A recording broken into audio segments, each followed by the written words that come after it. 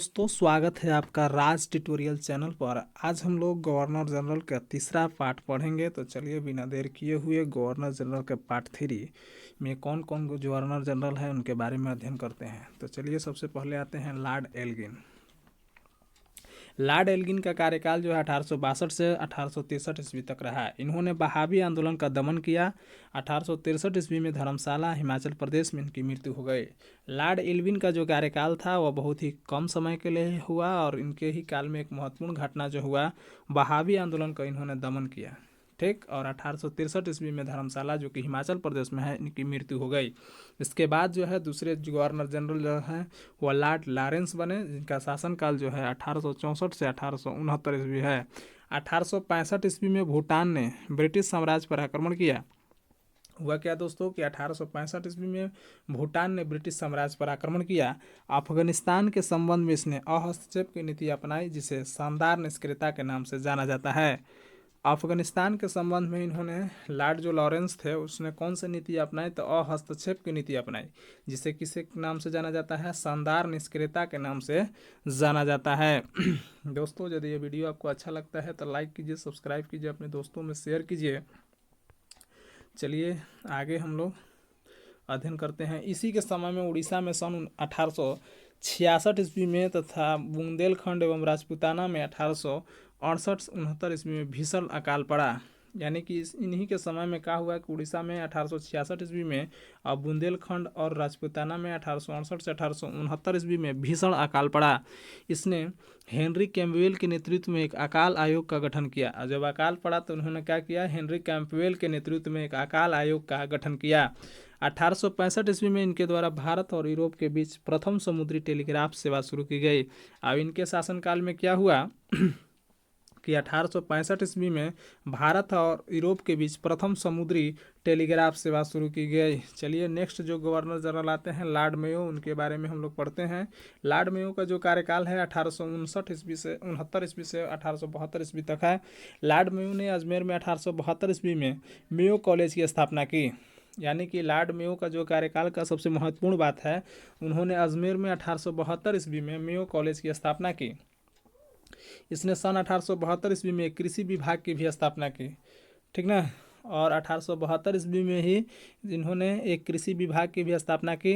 एक अफगान शेर अली अफरीदी ने 8 फरवरी 1872 में ईस्वी में चाकू मारकर इसकी हत्या कर दी। और एक अफगान शेर अली अफरीदी ने क्या किया कि 8 फरवरी 1872 ईस्वी में चाकू मारकर इसकी हत्या कर दी।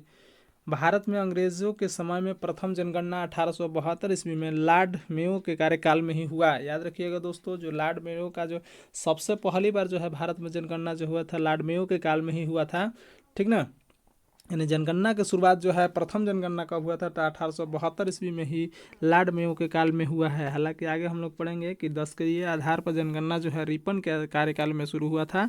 लेकिन याद रखिएगा जनगणना की शुरुआत जो है 1872 ईस्वी में हुआ था, जो कि भारत का पहला जनगणना था। और किसके काल में हुआ था, लॉर्ड मेयो के काल में हुआ था।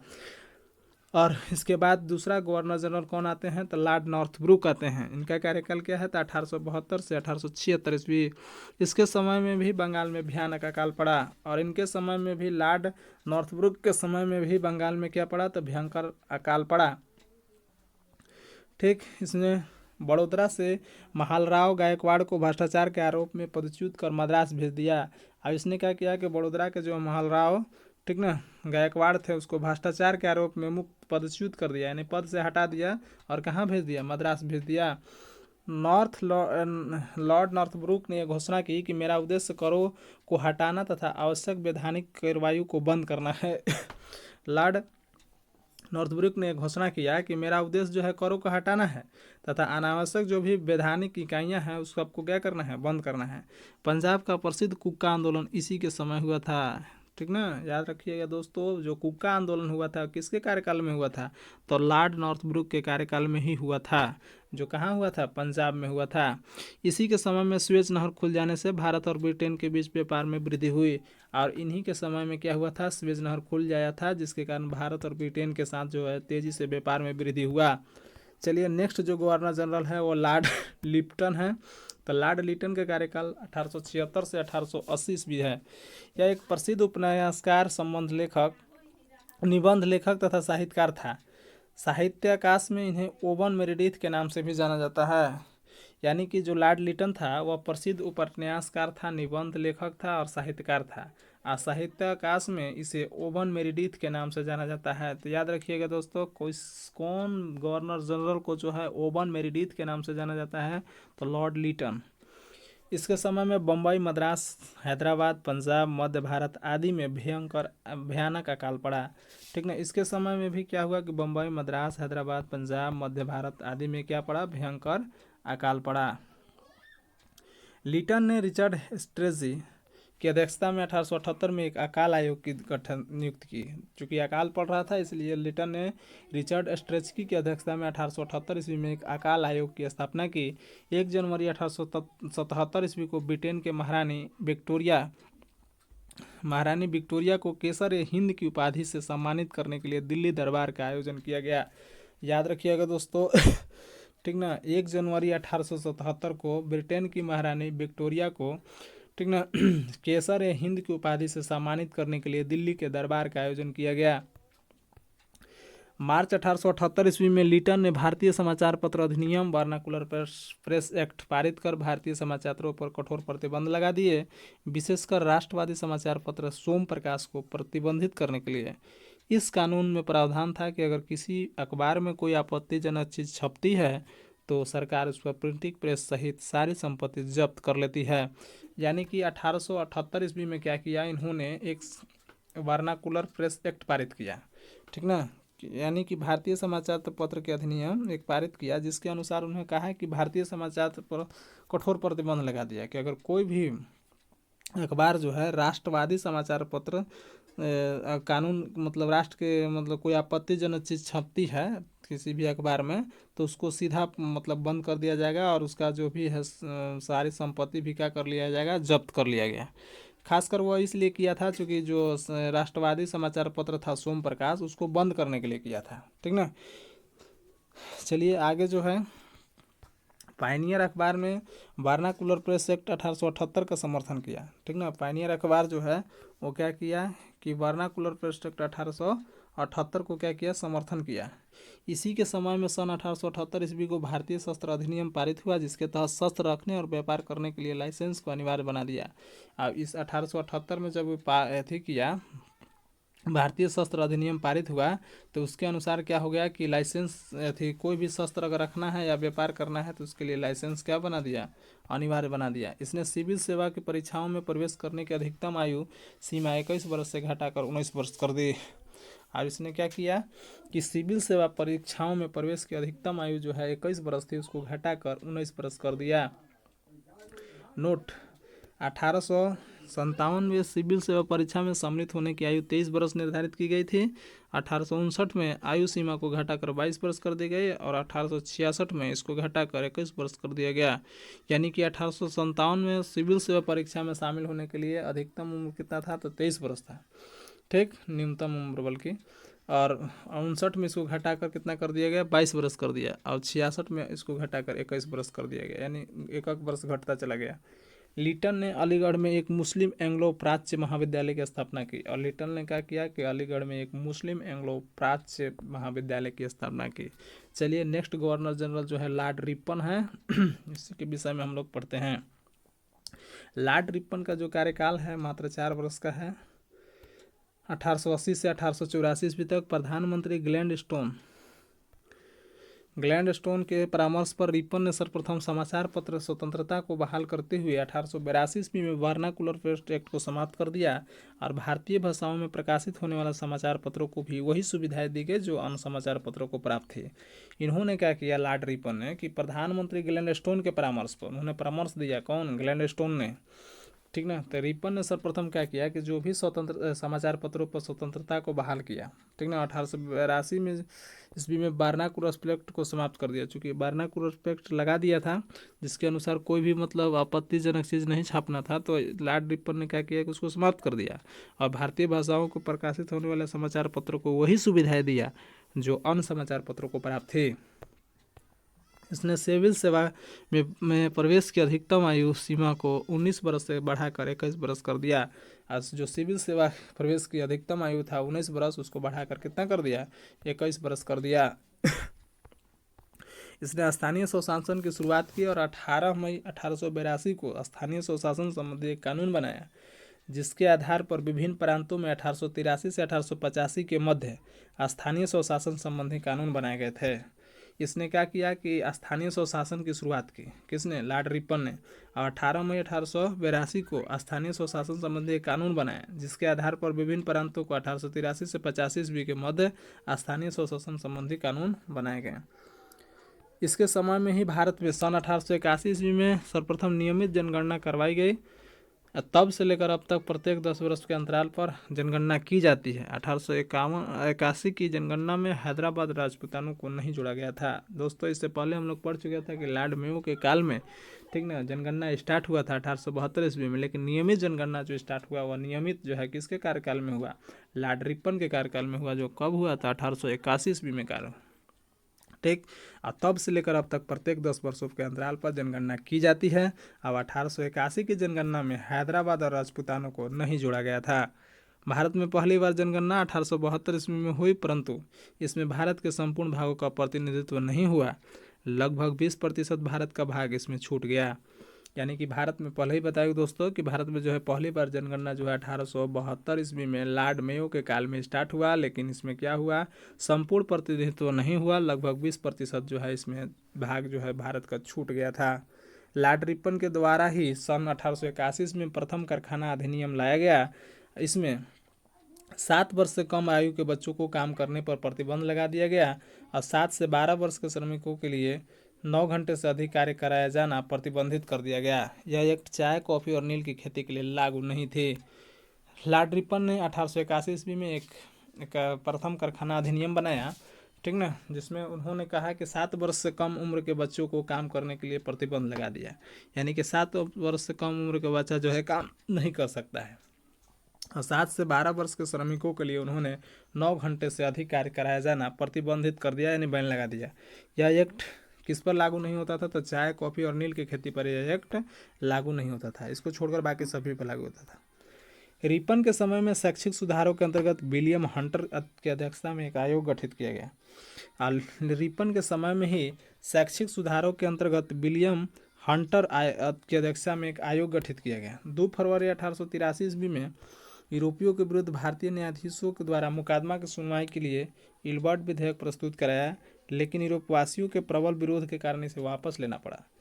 अंग्रेजों द्वारा इस विधेयक के विरोध करने के लिए विद्रोह को श्वेत विद्रोह के नाम से जाना जाता है। यानी कि हुआ क्या दोस्तों, 2 फरवरी 1883 ईस्वी को 2 फरवरी 1883 यूरोप के विरुद्ध भारतीय न्यायाधीशों द्वारा मुकदमा सुनवाई के लिए इल्बर्ट विधेयक प्रस्तुत किया गया, लेकिन यूरोपवासियों ने के प्रबल विरोध के कारण इसे वापस लेना पड़ा। अब अंग्रेज इस विधेयक के विरोध के लिए विद्रोह को श्वेत विद्रोह के नाम से जाना जाता है, ठीक ना। अंग्रेजों द्वारा इस विधेयक के विद्रोह को कौन सा नाम से जाना जाता है, श्वेत विद्रोह के नाम से जाना जाता है। फ्लोरेंस नाइटिंगेल ने रिपन को भारत के उदारक की संज्ञा दी। अब फ्लोरेंस जो नाइटिंगेल थे वह रिपन को क्या बोली है, भारत के उदारक। याद रखिएगा दोस्तों, भारत को उदारक किसको कहा जाता है, तो रिपन को। किसने कहा, तो फ्लोरेंस नाइटिंगेल ने कहा है। चलिए नेक्स्ट जो गवर्नर जनरल है लॉर्ड डफरिन है।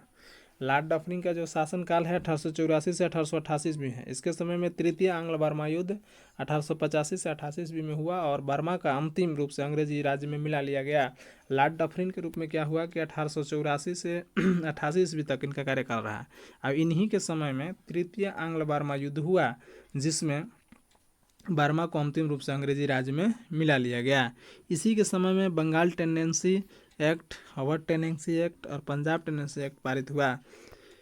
इसके समय की सबसे महत्वपूर्ण घटना थी 28 दिसंबर 1885 को बम्बई में ए.ओ. हुम के नेतृत्व में भारतीय राष्ट्रीय कांग्रेस की स्थापना। याद रखिएगा दोस्तों, लॉर्ड डफरिन के काल में ही 1885 ईस्वी में, पूरा डेट याद रखिएगा, 28 दिसंबर 1885 को बम्बई में ए.ओ. हुम के नेतृत्व में भारतीय राष्ट्रीय कांग्रेस की स्थापना हुई। पूछ देता है कभी कभी कि भारतीय राष्ट्रीय कांग्रेस की स्थापना कब हुई, तो 28 दिसंबर 1885 ईस्वी को, ठीक ना। किसके नेतृत्व में हुआ, तो ए.ओ. हुम के नेतृत्व में हुआ। कहाँ हुआ, तो मुंबई में हुआ, ठीक ना।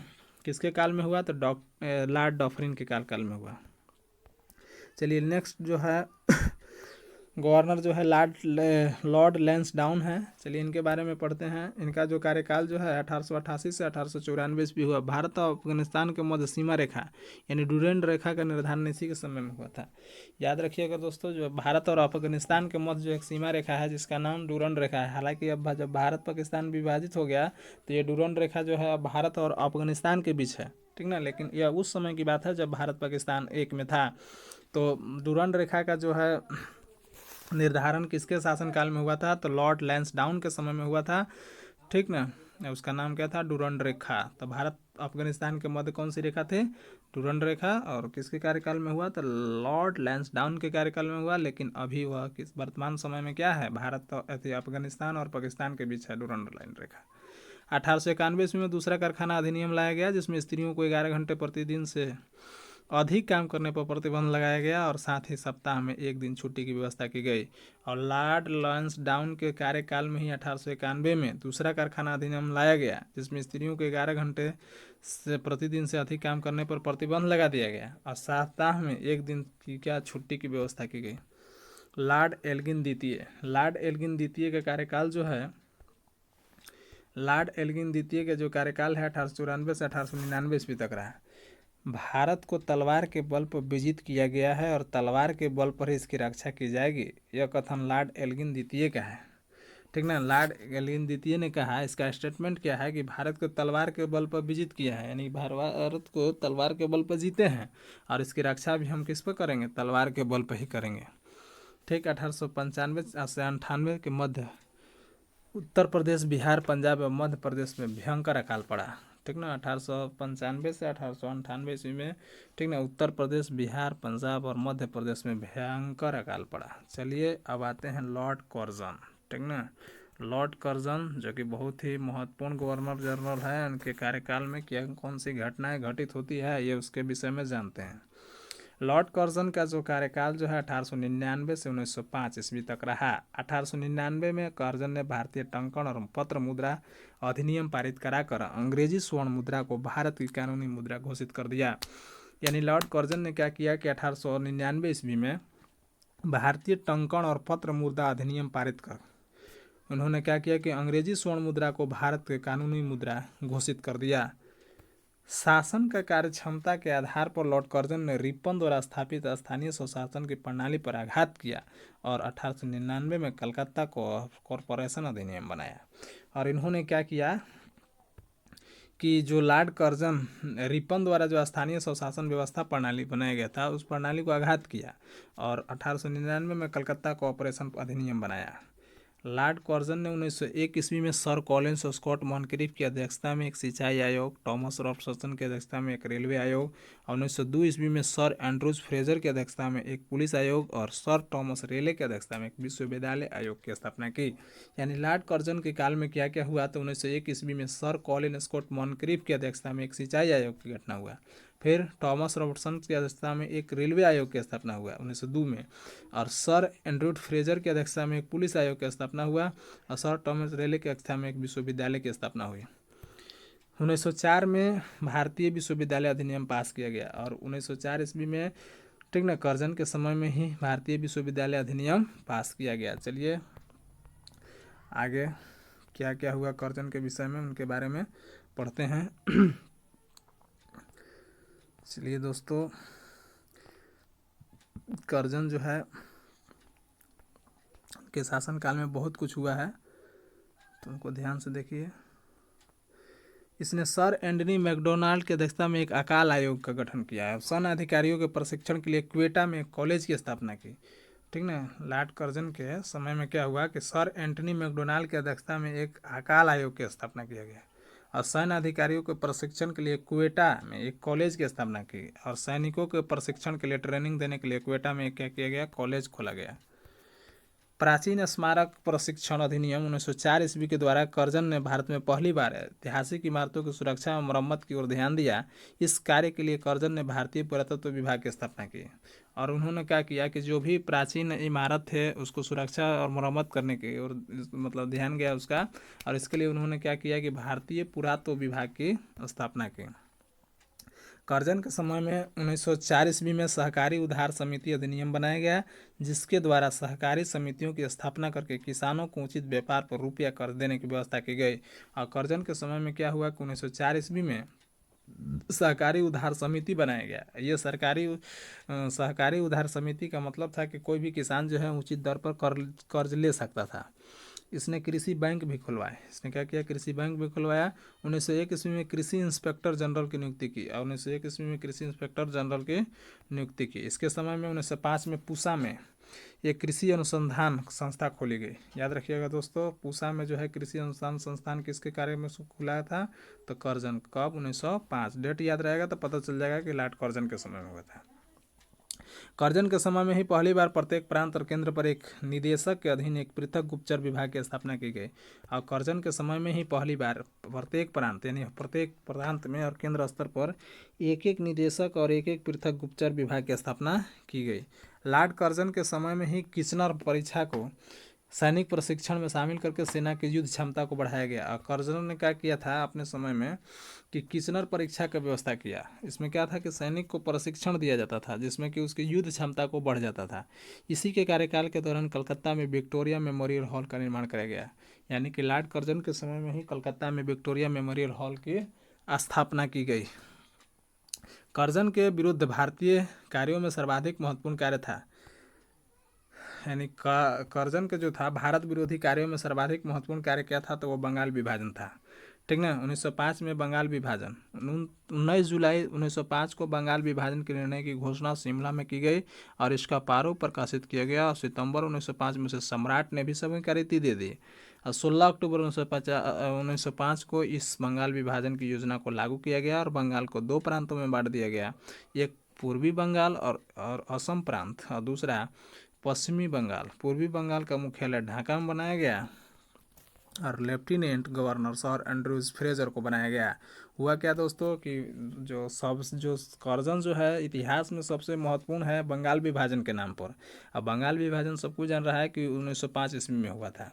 तो कब हुआ, कब एक्ट पारित हुआ, उस सबके विषय में जानिए। 19 जुलाई 1905 को बंगाल का विभाजन का निर्णय की घोषणा किया गया। कहाँ किया गया, तो शिमला में किया गया। इसका प्रारूप एक प्रकाशित किया गया और सितंबर 1905 में से सम्राट ने भी स्वीकृति दे दी और अंततः 16 अक्टूबर 1905 को बंगाल जो है विभाजन की घोषणा लागू किया गया। यानी बंगाल विभाजन कब हुआ, तो 16 अक्टूबर 1905 ईस्वी को। याद रखिएगा दोस्तों डेट सहित। ऐसे क्या हुआ कि बंगाल जो है वह दो भागों में बांट गया, एक पूर्वी बंगाल और असम प्रांत और दूसरा पश्चिमी बंगाल। पूर्वी बंगाल का मुख्यालय ढाका बनाया गया और lieutenant governor sir Andrews Fraser को बनाया गया। गवर्नर जनरल की कार्यकारिणी के सैनिक सदस्य के अधिकारों के प्रश्न पर कर्जन का प्रधान सेनापति किचनर ने से मतभेद हो गया, जिससे भारत सचिव से किचनर का पद पक्ष लिया और इसके असंतुष्ट होकर अगस्त 1905 में लॉर्ड कर्जन ने त्याग पत्र दे दिया। हुआ क्या दोस्तों कि गवर्नर जनरल की कार्यकारिणी के सदस्य के अधिकारियों के प्रश्न पर कर्जन का प्रधान सेनापति जो किचनर था उससे मतभेद हो गया। ठीक ना, आज इसमें भारत सचिव के किचनर ने पक्ष ले लिया। ठीक ना, जब पक्ष लिया तो इससे वो असंतुष्ट हो गया लॉर्ड कर्जन, और लॉर्ड कर्जन ने क्या किया कि 1905 ईस्वी में ही इस्तीफा दे दिया। चलिए अब नेक्स्ट जो है गवर्नर जनरल जो है लॉर्ड मिंटो द्वितीय के बारे में हम लोग पढ़ते हैं। तो लॉर्ड मिंटो द्वितीय इसके समय में आगा खां एवं सलीम उल्ला खां के द्वारा ढाका में 1906 में मुस्लिम लीग की स्थापना की गई। ठीक ना, लॉर्ड मिंटो द्वितीय 1905 से 1910। याद रखिएगा दोस्तों इसका डेट। ठीक ना, इसके समय में क्या हुआ कि आगा खां और सलीम उल्ला खां के द्वारा ढाका में 1906 ईस्वी में मुस्लिम लीग की स्थापना की गई। 1907 में कांग्रेस सूरत अधिवेशन में कांग्रेस का क्या हो गया, विभाजन हो गया। याद रखिएगा दोस्तों लॉर्ड मिंटो द्वितीय के कार्यकाल में ही 1907 ईस्वी में कांग्रेस जो है वो बट गया था नरम दल और गरम दल में। इसके शासनकाल में 1907 ईस्वी में आंग्ल रूसी प्रतिनिधिमंडलों के बीच बैठक हुई और इन्हीं के शासनकाल में 1907 ईस्वी में, ठीक ना, आंग्ल और रूसी प्रतिनिधिमंडलों के बीच बैठक हुई। मुसलमानों के लिए अलग निर्वाचन व्यवस्था मार्लो मिंटो सुधार अधिनियम 1909 में हुआ। मार्लो मिंटो सुधार अधिनियम जो है बहुत इंपॉर्टेंट है। ठीक ना, कब हुआ, तो 1909 ईस्वी में हुआ और इसके अनुसार ही मुस्लिमों के लिए अलग अलग व्यवस्था किया गया था निर्वाचन के लिए। ठीक ना, चलिए नेक्स्ट जो गवर्नर जनरल है वह लॉर्ड हार्डिंग द्वितीय है। 1910 से 1916 ईस्वी तक। इसके समय में ब्रिटेन के राजा जॉर्ज पंचम भारत आए। 12 दिसंबर 1911 में दिल्ली में एक भव्य दरबार का आयोजन हुआ और यहाँ पर बंगाल विभाजन को रद्द करने की घोषणा की गई और भारत के राजधानी कलकत्ता से दिल्ली स्थानांतरित करने की घोषणा की गई। 1912 में दिल्ली भारत की राजधानी बनी, ठीक ना। यानी लॉर्ड हार्डिंग द्वितीय का जो कार्यकाल है 1910 से 1916 ईस्वी तक है। इसके समय में क्या हुआ कि राजा जॉर्ज पंचम भारत हैं। 12 दिसंबर 1911 को दिल्ली में एक भव्य दरबार का आयोजन किया गया और यहाँ पर बंगाल विभाजन को रद्द करने की घोषणा की गई एवं भारत की राजधानी कलकत्ता से दिल्ली स्थानांतरित करने की घोषणा की गई और 1912 ईस्वी में दिल्ली भारत की राजधानी बनी। 23 दिसंबर 1912 को लॉर्ड हार्डिंग पर दिल्ली में बम फेंका गया। इसी कांड में भाई बाल मुकुंद को फांसी की सजा दी गई। अब इसी के समय 28 जुलाई 1914 को प्रथम विश्व युद्ध स्टार्ट हुआ। इन्हीं के शासनकाल में फिरोज शाह मेहता ने बॉम्बे क्रॉनिकल एवं गणेश शंकर विद्यार्थी ने प्रताप का प्रकाशन किया। 1916 ईस्वी में लॉर्ड हार्डिंग के बनारस हिंदू विश्वविद्यालय का कुलपति नियुक्त किया गया, ठीक ना। चलिए नेक्स्ट जो है हम लोग अगले थी में चढ़ेंगे, लेकिन ये थोड़ा सा इंपॉर्टेंट है लॉर्ड हार्डिंग द्वितीय का, इसको फिर से रिवीजन करते हैं हम लोग, ठीक ना। वह क्या दोस्तों कि ब्रिटेन के राजा जॉर्ज पंचम भारत हैं। अब 12 दिसंबर 1911 में दिल्ली में एक भव्य जो है दरबार का आयोजन हुआ और यहाँ पर बंगाल विभाजन को रद्द करने की घोषणा की गई एवं भारत की राजधानी कलकत्ता से दिल्ली स्थानांतरित करने की घोषणा की गई। 1912 ईस्वी में दिल्ली, जो ये याद रखिएगा दोस्तों, 1912 ईस्वी में दिल्ली भारत की राजधानी बनी। 23 दिसंबर 1912 को लॉर्ड हार्डिंग पर जो है दिल्ली में बम फेंका गया। इस कांड में भाई बाल मुकुंद की फांसी की सजा दी गई। इसी के समय में 18 जुलाई 1914 को प्रथम विश्व युद्ध हुआ।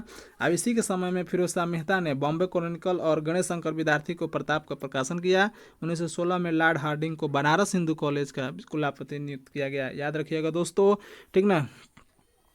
1916 ईस्वी में लॉर्ड हार्डिंग को क्या किया गया, तो बनारस हिंदू विश्वविद्यालय ने BSU का कुलपति नियुक्त किया गया। दोस्तों आज बस इतना ही। अगले जो गवर्नर जनरल बच गए हैं वो नेक्स्ट पार्ट में हम लोग अध्ययन करेंगे। तो वीडियो देखने के लिए दोस्तों धन्यवाद।